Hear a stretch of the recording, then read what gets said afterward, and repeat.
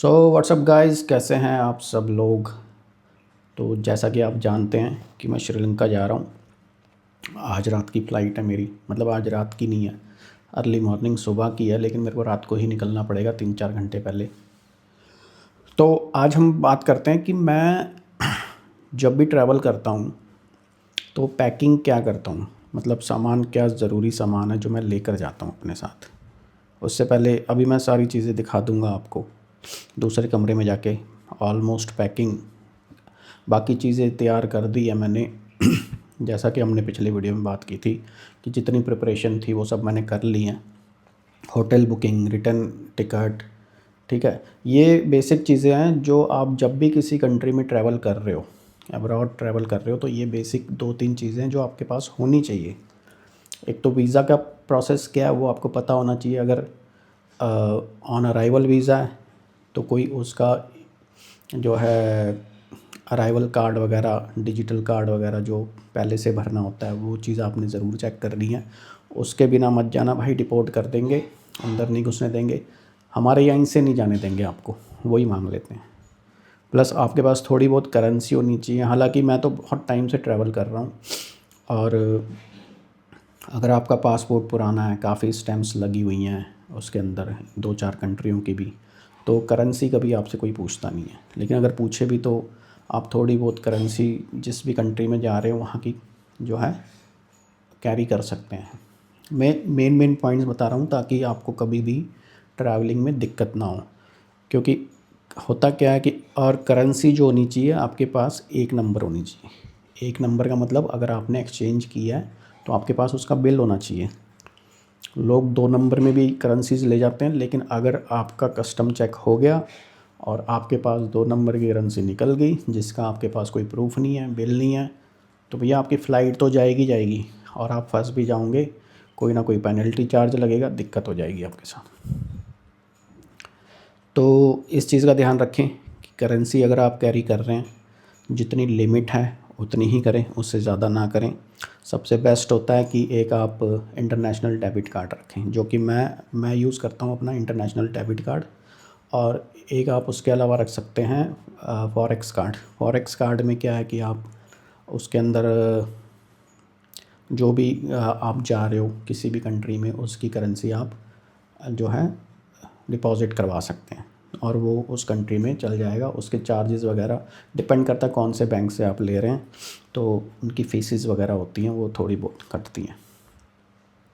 तो मैं जो करता हूँ, मैं तो अपना डेबिट कार्ड ज़्यादा यूज़ करता हूँ और उसी से जो है एटीएम वगैरह से पेमेंट्स निकाल लेता हूँ जहाँ पे भी आपने जाना है। जैसे मैं अभी श्रीलंका जा रहा हूँ तो जाते के साथ ही मैं कुछ अमाउंट जो मेरे को पता है कि इतना यूज़ होना ही होना है, मैं निकाल लूँगा। क्योंकि बार बार आप एटीएम यूज़ करेंगे तो आपके चार्जेस लगेंगे। तो एक ही बार में एक आप एस्टिमेटेड, जैसे हफ्ते के लिए जा रहे हैं तो हफ्ते का इतना खर्चा होगा ही होगा आपका, तो वो पर डे के हिसाब से आप उतना आप निकाल लीजिए, तो आपको बार बार फ़ीस पे नहीं करनी पड़ेगी। तो मैं बेसिकली ये करता हूँ।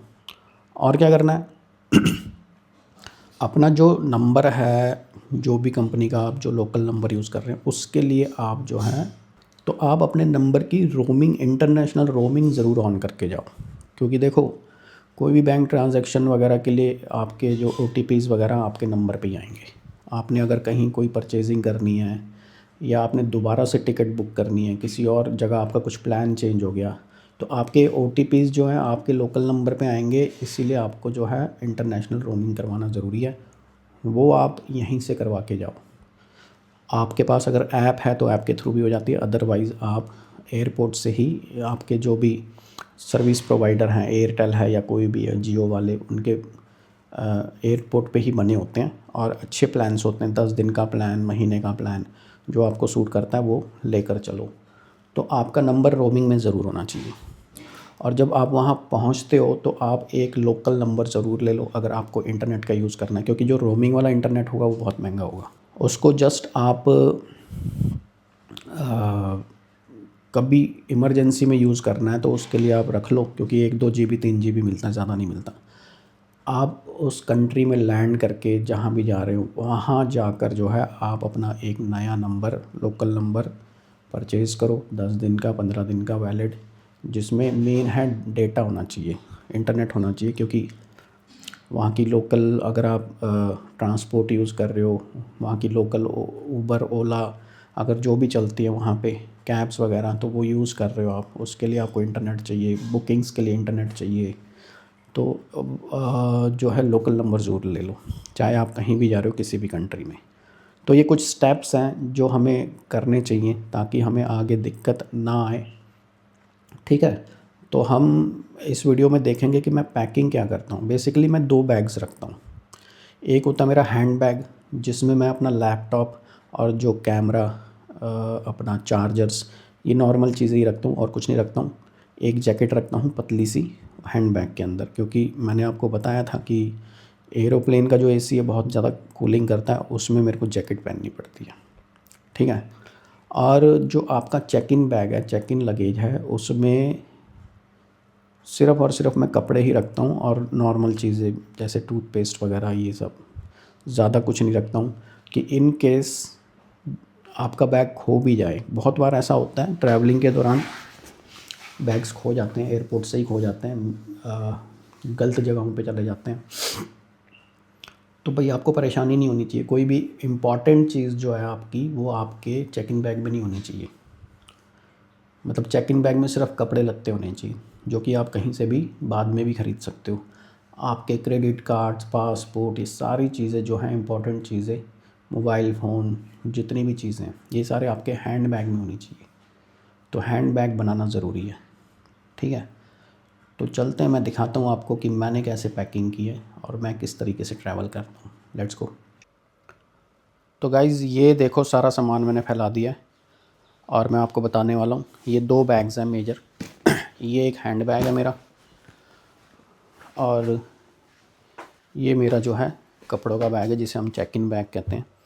तो पहले इसमें बता देता हूँ, मैं कुछ ज़्यादा नहीं रखने वाला हूँ, कुछ टी शर्ट्स रखने वाला हूँ और कुछ शॉर्ट्स। जब भी आप किसी गर्म प्लेस पे जाएंगे ना, जहाँ पे गर्मी हो, श्रीलंका में बेसिकली गर्मी रहती है, तो उसमें आपको शॉर्ट्स लेने चाहिए, और टी शर्ट्स ही लेनी चाहिए, क्योंकि जितना हल्का आप सामान रखेंगे ना, उतना फ़ायदा रहेगा आपको। अब ये बैग जो है कैबिन साइज़ का बैग है, तो अकेले के लिए तो इतना सही रहता है।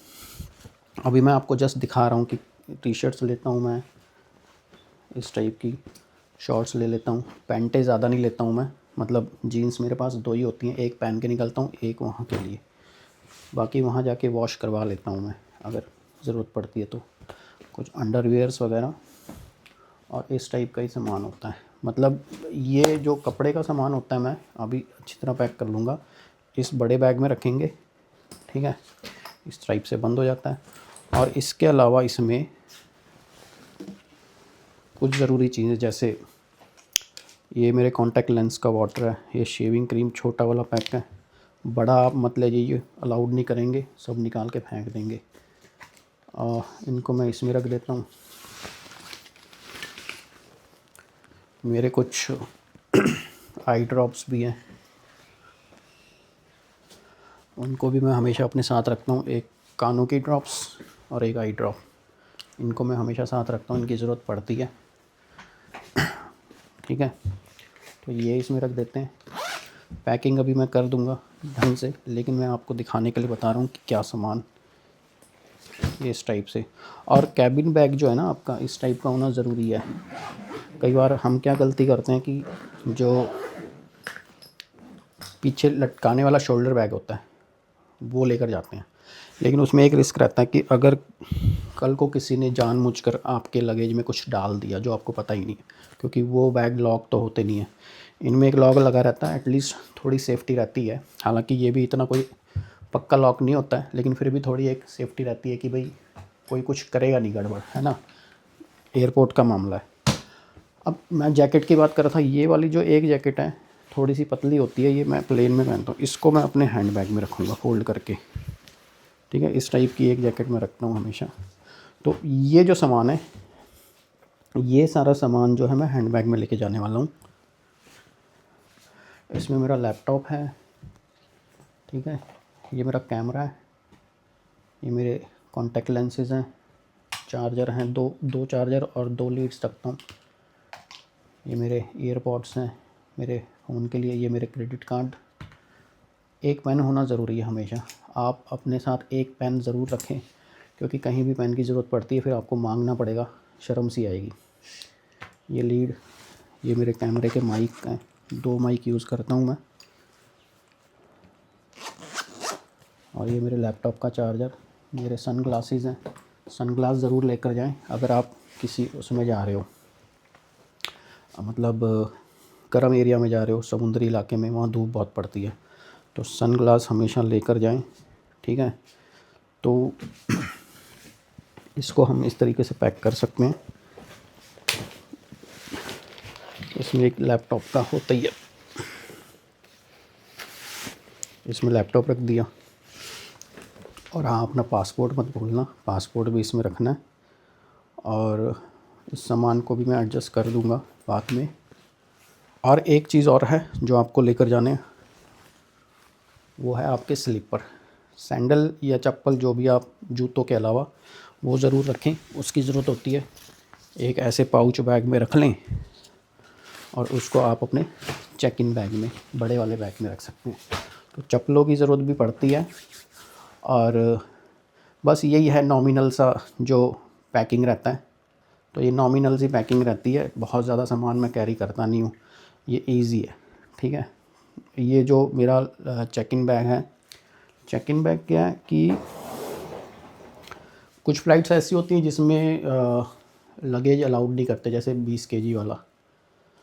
बाय चांस मुझे ऐसी कोई फ़्लाइट बुक करनी है जिसमें सिर्फ कैबिन वाला ही है, तो ये बैग इजीली अलाउड हो जाता है। ठीक है, अगर बड़ा बैग है, बड़ी फैमिली है, तब तो आपको बड़े बैग लेने पड़ेंगे। लेकिन अगर सोलो ट्रिप कर रहे हो आप, या दोस्तों के साथ भी कर रहे हो, तो आप अपना जो है ऐसा बैग ले सकते हो जो कैबिन साइज़ में होता है, जो अलाउड होता है, छोटी फ़्लाइट्स में भी अलाउड होता है। तो यही है पैकिंग का। तो पैकिंग हो गई है, आप चलेंगे एयरपोर्ट, मैं आपको बताता रहूँगा क्या हुआ क्या नहीं। बने रहिए मेरे वीडियो में। तो ये पैकिंग वाला वीडियो यहीं तक का था। ठीक है, अब मिलते हैं हम हमारे नेक्स्ट वीडियो में। बाय।